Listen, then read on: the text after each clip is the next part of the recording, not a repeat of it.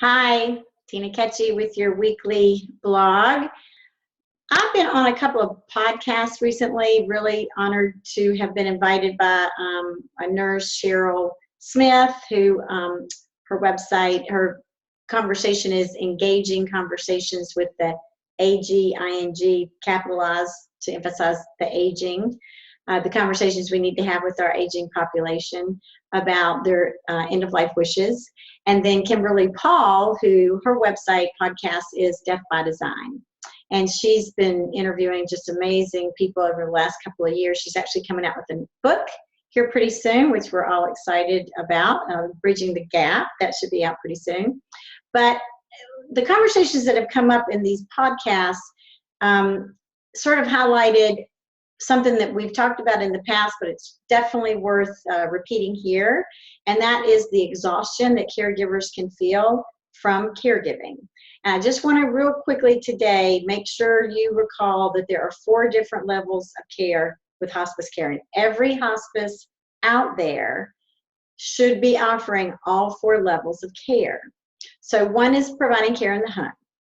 Many people think hospice is a place that you go, but the vast majority of hospice patients are cared for in their own home. The second level of care is called general inpatient. Sometimes it's called GIP. And that's when a hospice may have a hospice home that if things are kind of out of control at home, it's the pain and symptoms going on are sort of beyond what the family can manage with the doctor's instructions, and this person really needs to kind of come into a facility and get round-the-clock care, then that's called general inpatient. And all hospices should offer that, whether they have a hospice home or not. If they do not have a hospice home, then they should have a licensed facility, long-term care facility, or a hospital to be able to provide that general inpatient level of care should your loved one need that. A third level of care is called continuous care, and that's when sort of the same scenario is going on. Something is a little bit much. It's a little kind of out of control, pain, symptoms, vomiting, nausea, who knows what, but the family just isn't able to kind of keep it under control at home. But this is the patient that never wanted to leave their home. So in this case, instead of going to a hospice home or a licensed facility to provide that general inpatient level of care, a nurse comes into your home and they stay continuously. That's why it's called continuous care until things stabilize. When things stabilize, then it just reverts back to the normal routine visits. Often what's going on is that patient is actively dying. And so for the person that really never wanted to leave their home, I think all hospices agree that's sort of their best last gift they could give that patient that never wanted to leave their home. And then the 4th level of care is what has come up in these podcasts recently, and that is that caregiver exhaustion, when they just can hardly put one foot in front of the other. They haven't had a full night's sleep and Lord knows when. And sometimes the caregiver can fall ill simply from caregiving. So the 4th level of hospice care is called respite.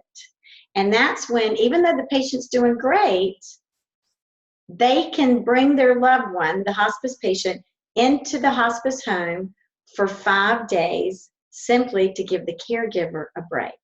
And again, if your hospice does not have a hospice home, then they will have licensed with some facility, either a hospital or a long-term care facility, to provide both that general inpatient level of care when things are kind of out of control, but also when the patient's doing good but the caregiver needs a break. Then that patient can go into that licensed facility or a hospice home for up to 5 days simply to give the caregiver a break. So understand, caregiving is exhausting, and you should absolutely not feel guilty if you need a break.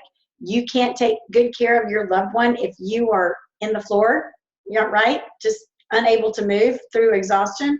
So it's really important for self-care. It's really important to give yourself a break.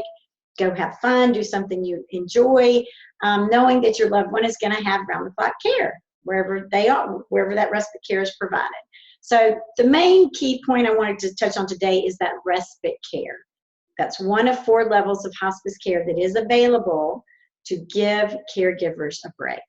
So if you didn't know about respite care and you already have a loved one in hospice care, reach out to your team, ask them, how can we set that up?